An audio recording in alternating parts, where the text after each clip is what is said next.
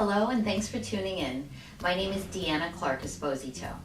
Today I'm answering the question of what is a tariff classification number and duty rate. And the reason why this matters has to do with the following.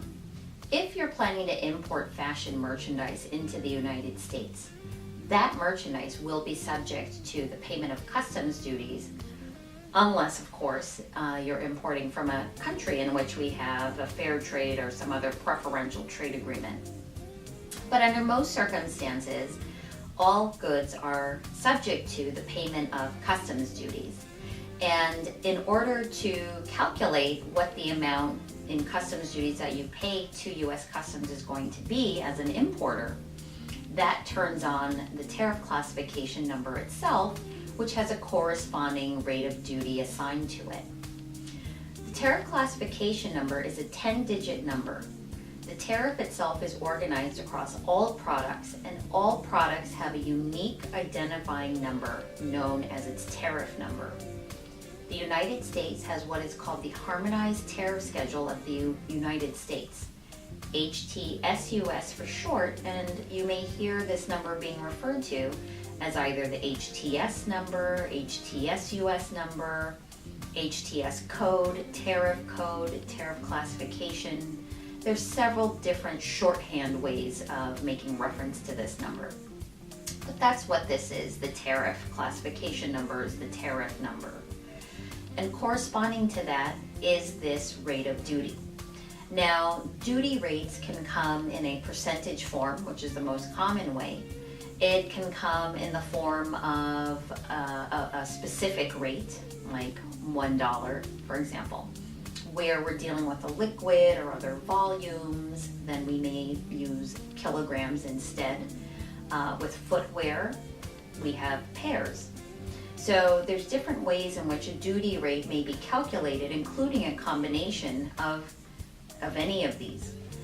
But most commonly for wearing apparel and accessories for that matter, we're dealing with simply a percentage.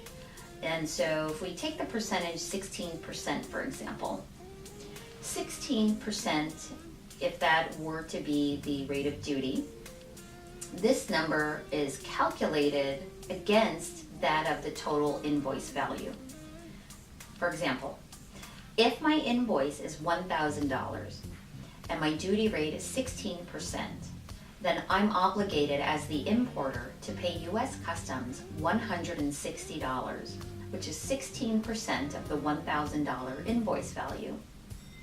All importers are subject to making these payments, and so that is simply something that must be paid. It's not optional.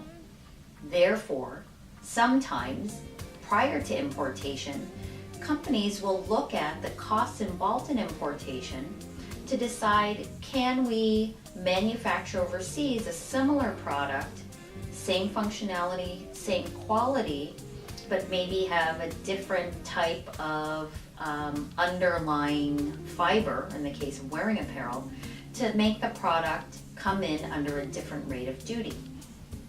All products, the shirt, for example, has a different rate of duty than the sweater I'm wearing.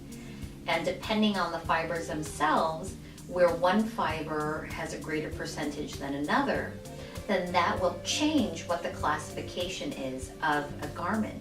And when that happens, now you may have the opportunity to take advantage of a lower tariff number than where you had a combination of fibers at different percentages, which may lead to a higher duty rate, in which case you have a higher amount to pay in your duties to U.S. Customs upon importation. So the tariff number and the classification, the corresponding duty rate, these are components used to calculate this additional tax that must be paid to U.S. Customs at the time of importation.